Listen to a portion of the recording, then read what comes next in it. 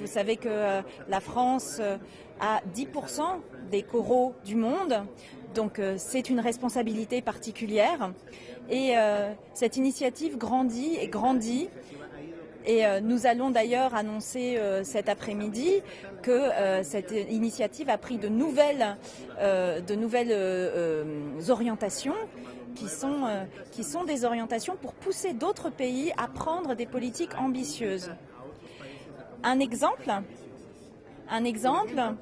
c'est la coalition sur les sacs plastiques pour que nous interdisions l'utilisation et la vente de sacs plastiques à usage unique qui ont aujourd'hui un impact très fort sur la faune et la flore des océans. Et je sais qu'il y a un accord aujourd'hui qui est en train d'être travaillé entre la France et le Mexique qui me semble être en bonne voie parce que justement nous avons tous les deux ces préoccupations.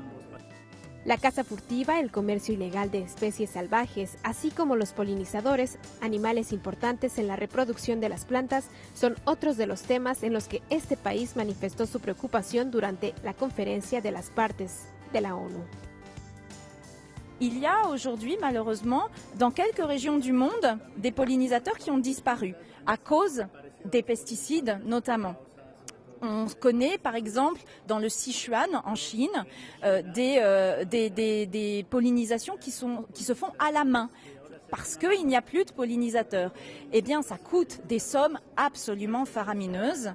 Il y a aussi aux États-Unis pour un certain type de plantation des camions entiers qui transportent des pollinisateurs d'ouest en est avec un coût prohibitif et puis en plus un bilan carbone délirant. C'est pourquoi en France, nous avons décidé d'interdire les pesticides néonicotinoïdes qui sont identifiés comme très dangereuses pour les abeilles, mais aussi pour la santé des humains.